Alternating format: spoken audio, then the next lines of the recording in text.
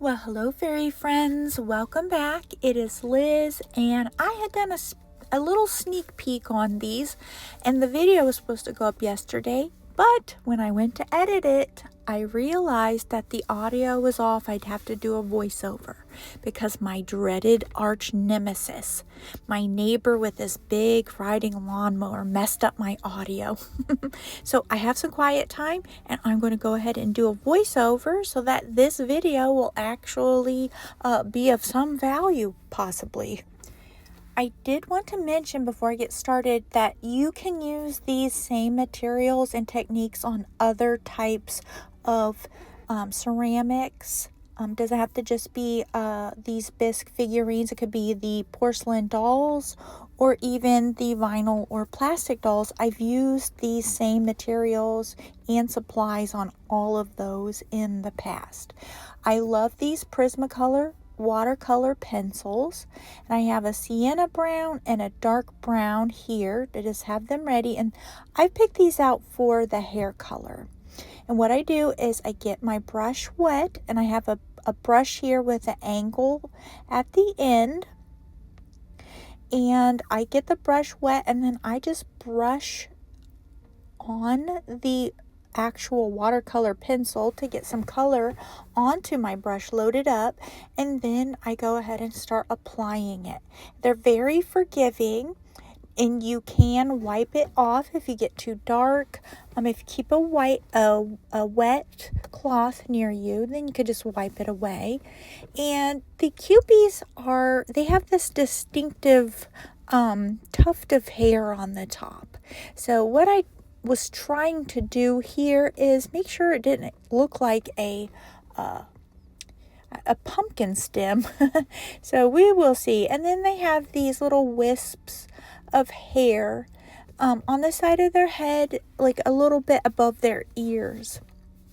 And there's subtle variations in all of the Kewpie dolls that have come out. Not just the size and the pose and the material. Sometimes there are certain features that are present and some that aren't. Including I've seen some without the wisps of hair on the ear.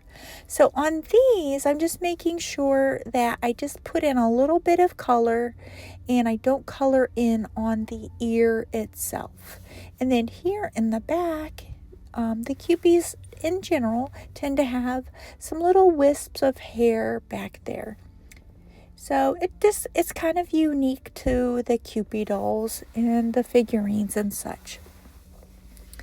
And the watercolor, I have not loaded back up again from the watercolor pencil, and you see how far it's gone. The bisque is a little on the porous side, so it does absorb in there. Now, ideally, when you are working with this type of bisque, you would want to use glazes, and the colors would be brushed on in much the same way, and then it would be fired in the kiln, and that would deepen the colors of the glaze and give them a little sheen to them. And since I don't have a kiln, we are going to do it this way because guess what? These have been sitting around for years and years and years, even before I had them. We want them to be pretty and shelf ready. So that's what I'm going to take you through, and hopefully maybe you can pick up a tip or two when you're working on some things that you have. I mean, not everyone has a big basket load of little figurines, but like I said, you never know what type of little project some of these supplies and techniques can work on. Now here, you'll see that I am doing the eyebrows on the next one. And in the process of the doll being created and poured, it does look as though the eyebrows are a little bit thicker than the others and raised up a little bit more. Even because I have two of these ones that are crying with the little teardrops, a couple have like a bigger, teardrop sticking up from the cheek. So it's up to you if you want to fill it in just the way that it is. I'm choosing not to because the eyebrows being so big, I just would like them to be little eyebrows that indicate, the emotion. They're turned upwards towards the center of the little forehead. I really do prefer to work on these when I'm working with multiples of something. I like to do one feature at a time. Like I do the lips, all of them, and then I'll move on to the hair.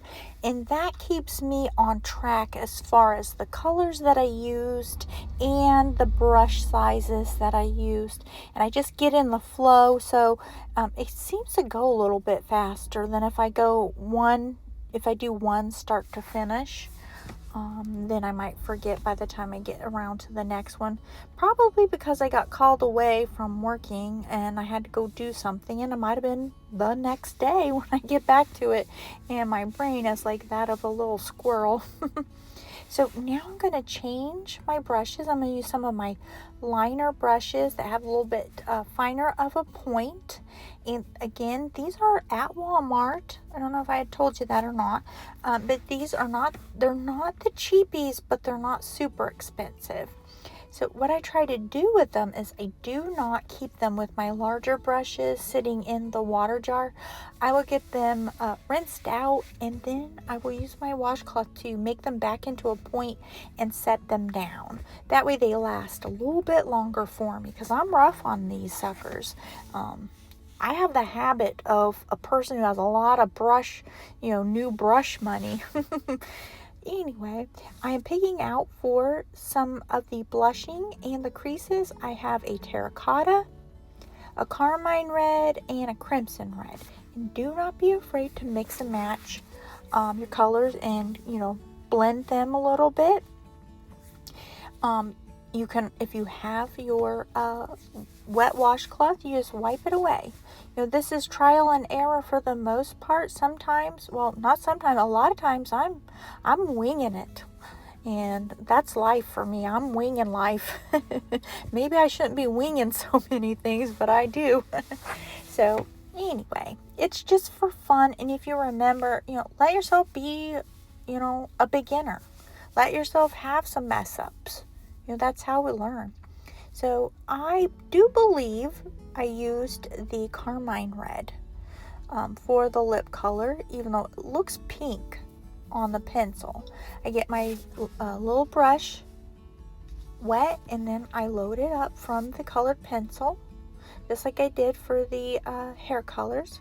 And now I'm going to go into the creases, and it will tend to look a little bit darker than you're wanting at first.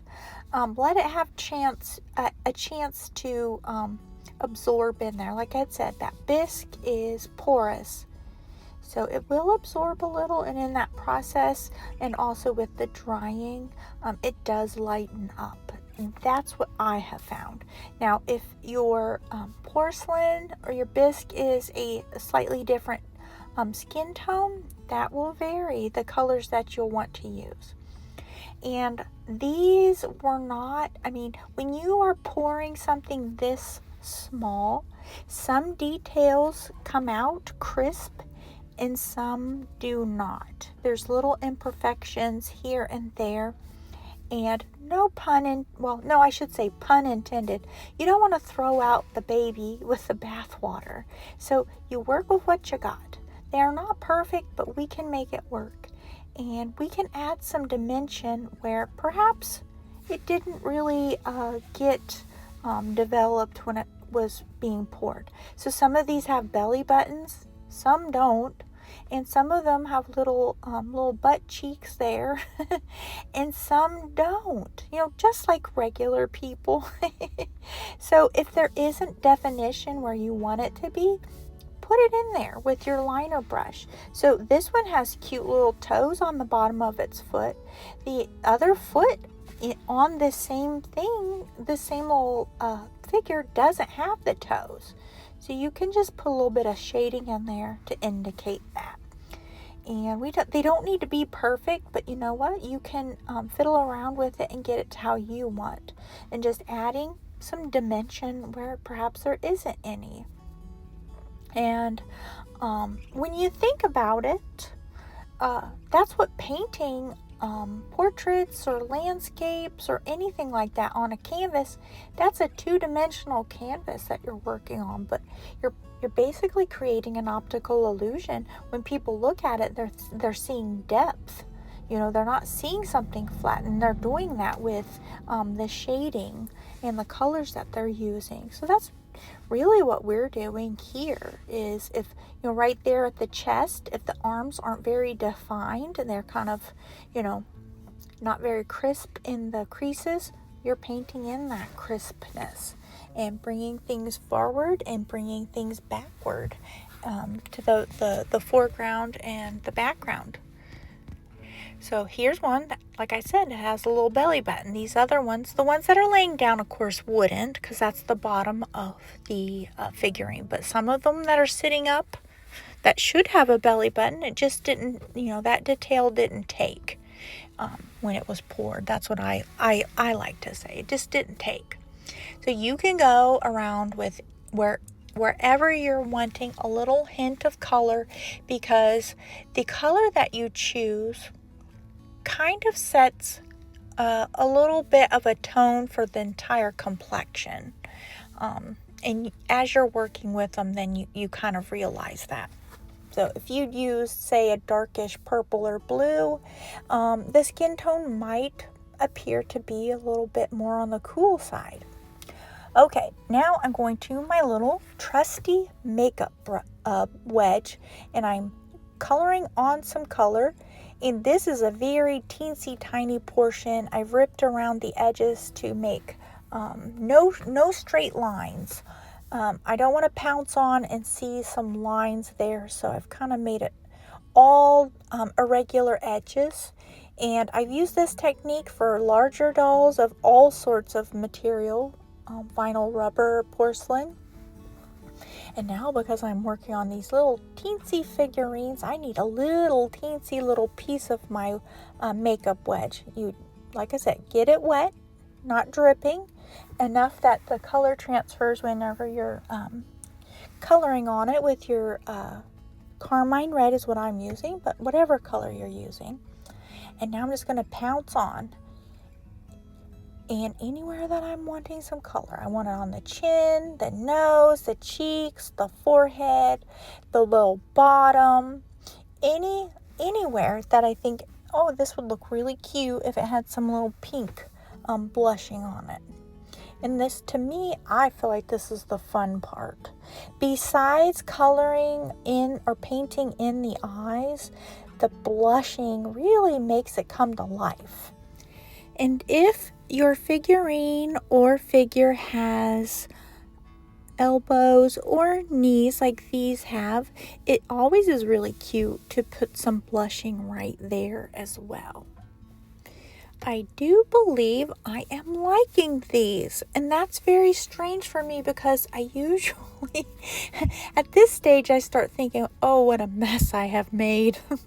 This is never going to turn out, but every step, it feels as though they're getting cuter. So rather than talk you through the blushing again, since we've done that, I'm going to set us up for the next part. So we're going to watch the blushing again of this one while I talk to you about moving on. I will be using white acrylic paint and a black acrylic paint. The folk art paints can tend to be a little thicker, which is a bonus for some projects, and maybe some details, the thickness isn't really a help. And that's what I found out with these teardrops. So if you're using an acrylic paint, then a wonderful thing to do is you can simply dilute it and make it a little bit thinner with some water, which is what I did for the teardrops. And you can see here, as I said, some of the details didn't turn out the same when these were made. And again, I know that you probably won't be working with this exact same type of figurine or doll or what have you, but all of these techniques you can use for other projects. So one of these teardrops is a lot larger than the other, so I'm going to split the difference here, and I'm going to only color in here with the white paint just the top, just the peak of that. I don't want that whole teardrop that was sculpted there whenever it was poured, because I just think it would be too big altogether. And I'm moving on. I'm using a folk art sealer. It's called terrazzo. Hopefully I'm saying that right. It is meant for adding a texture to a surface and then sealing it. So I think it was like terrazzo flakes, I think is what they're marketing it as. I've not seen a project finished like that, so you'll have to tell me in the comments. I didn't buy it for that. What I was looking for was a sealer that would be really, tough, so that it wouldn't dilute. Normally for some projects you can use Elmer's glue for a sealer, such as like for decoupage projects and such. But if for some reason the project would get moist or wet, say if you're using a damp cloth or what have you, I don't trust that Elmer's glue as a sealer is going to work. So this folk art terrazzo sealer is marketed as indoor and outdoor, and it is matte. So it's going to dry without a sheen. So it ticks off all the boxes for me, because I want a sealer that I can use indoor that's going to stand up. I mean, if it's rated for outdoors, for sure it's going to stand up to being displayed indoors. And with figurines, sometimes you can just dust them with a dry cloth, but sometimes you need a damp cloth. And I was looking for a sealer that would both be matte, meaning not shiny, and I also wanted something that wouldn't be taken away when I wipe it with a wet cloth if I should have to. And I try to I try to think in terms of these might be in someone else's collection one day, and they may or may not be able to say, oh, well, better not use too much of a damp cloth on this. I'll wipe it away and ruin it. Try to foresee any type of issues ahead of time. Because if I'm working on it, if I'm taking the time to work on it, I would love it if it could stand the test of time as much as I can. So, anywho, I tried to get fancy here, and I tried to use a fan brush. Did not work. I just went back to the brush I had used previously, which is just a little bit wider than the one I was using earlier, but it is angled. And this sealer, I cannot get over how quickly it dries and how smoothly it goes on. So I don't really feel like I'm the best and the most patient with things like this and smoothing it out, especially if there's a lot of little nooks and crannies. It tends to make more chances of streaks of thicker glaze than other places.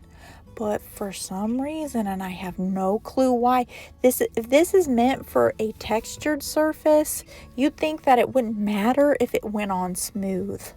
I mean, if you think about it, if it's meant for a bumpy surface, little flakes or what have you, I have no idea.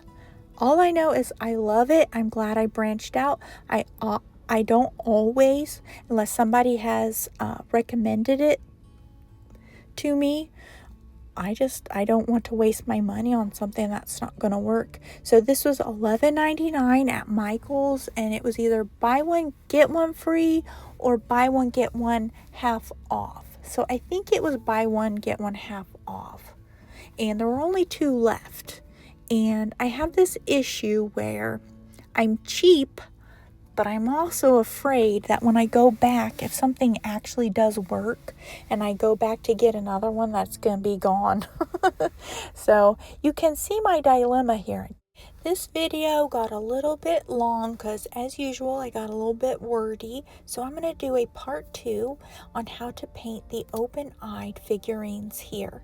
And remember, that's a technique you can use for other things, not just these figurines. So if you've made it this far, thank you guys so much. Look forward to part 2. And I do really appreciate you all for stopping by.